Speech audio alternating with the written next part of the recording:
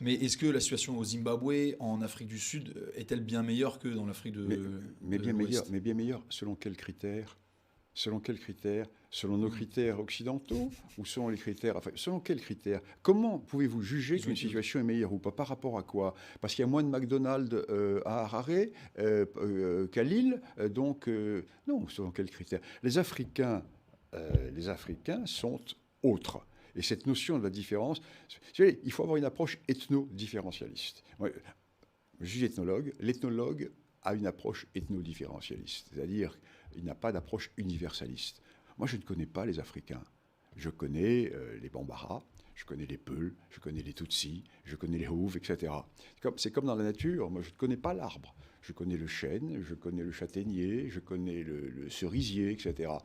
Et la vision que nous avons, qui est une vision universaliste, est une vision qui est une vision totalement européocentrée que nous projetons sur les Afriques.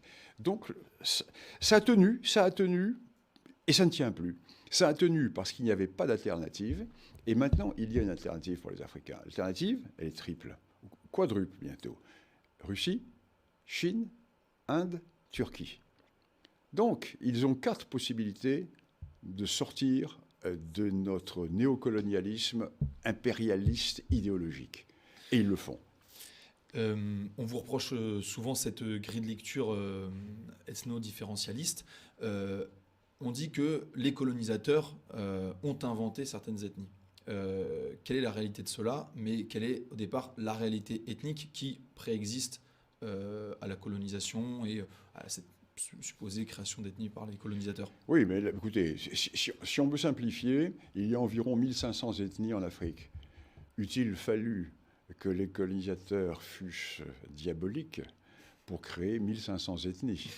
Alors, ça, le premier point. Deuxième point, refuser la réalité des ethnies, c'est la pire insulte que l'on puisse faire aux Africains.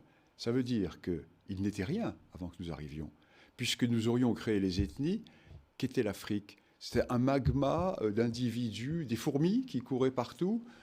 Ceux qui prétendent cela sont des gens qui méprisent profondément l'Afrique. Tandis que l'ethnologue que je suis connaît ces peuples, je connais les histoires, les grandes histoires, les épopées, les désastres.